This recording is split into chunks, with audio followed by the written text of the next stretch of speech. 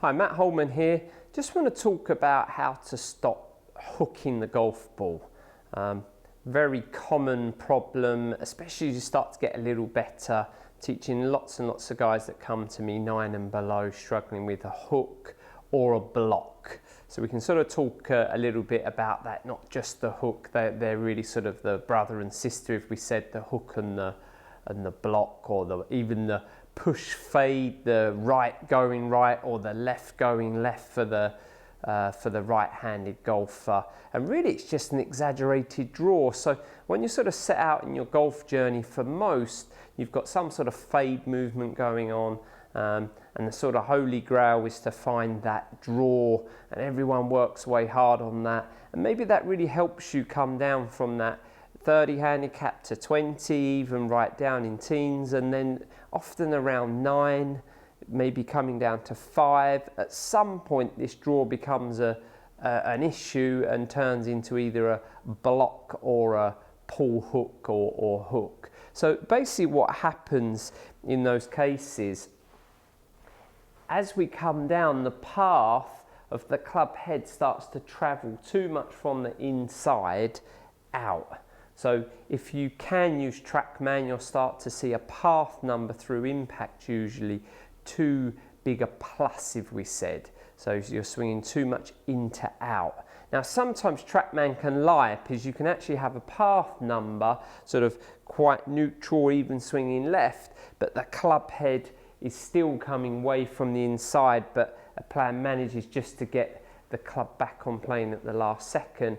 And the problem is, again, with that, you can end up with these big blocks and big pull hooks. So I think one of the best lessons I ever took was with Holman. First ever time I saw him, classic better player, misses hitting some block cuts with driver, pull hooks with iron, slowed the swing down, club was travelling, classic sort of pretty decent backswing, club travelling much too much from the inside, the face was left open, I'd either block it or then the lower body would stop and I would flick the hands over and miss left. So if you've got these stopping motions through the ball, that's sort of you trying to synchronise late on.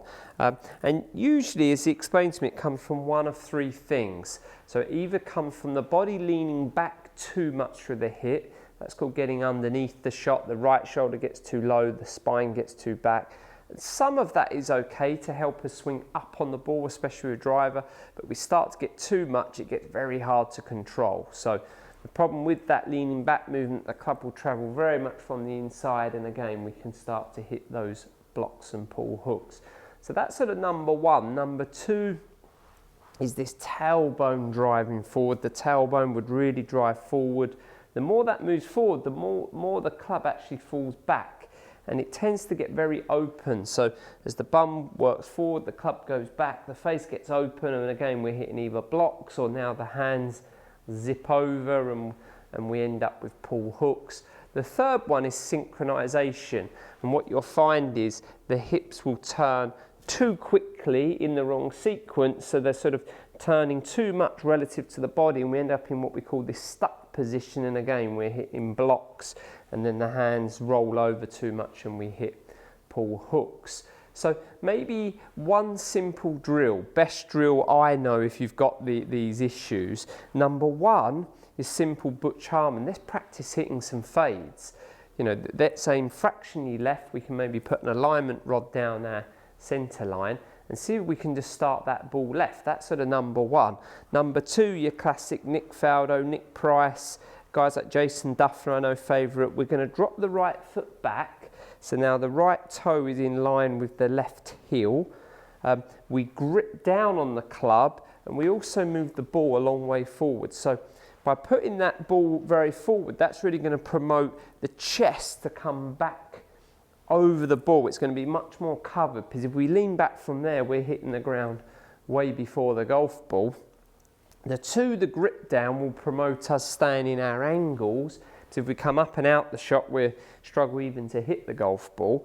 And by dropping the right foot back, it sort of puts us in this semi-lunge position and will promote a more active chest. It will promote more pressure diagonally in the transition which we're after, instead of turning too quickly. Then from there, it's very much going to be a stable lower body and a nice active chest left over that segment, okay? Now, what I like with this drill, if we drop the right foot back, we grip down, the ball goes forward. For everyone, you'd think you're going to draw the ball more. But our aim now from here with our stick in the ground is to be able to start the ball slightly left of that stick and fade it back. So look, let's give this a go for you here. Let's see how we get on here.